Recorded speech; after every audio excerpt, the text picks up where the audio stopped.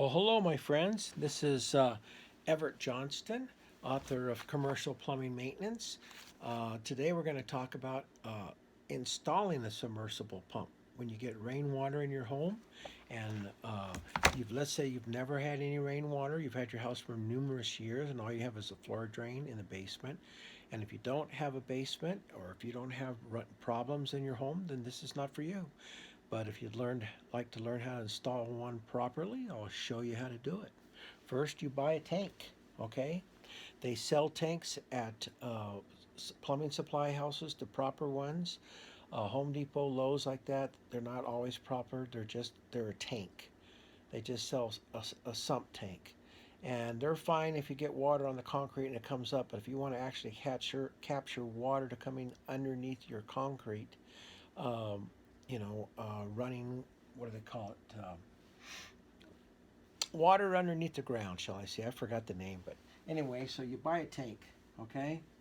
This tank. So you buy a tank. That tank is normally 4 to 5 foot. The right type of tank has a lid. It's not an explosive rib. This is not a sewage ejector. This is a storm ejector. And it has little ports in it, little slots in it. Okay, these little slots are to let water into your tank.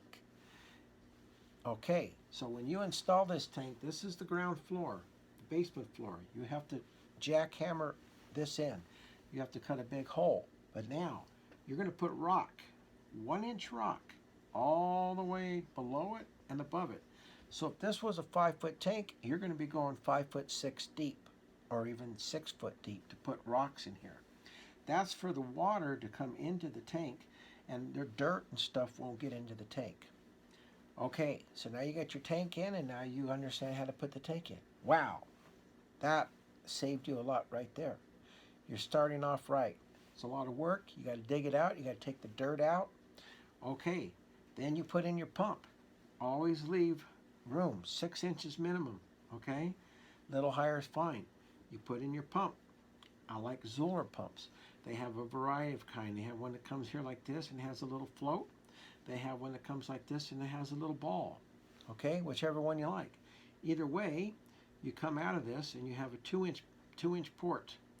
You come up with your 2-inch port, you put in the check valve.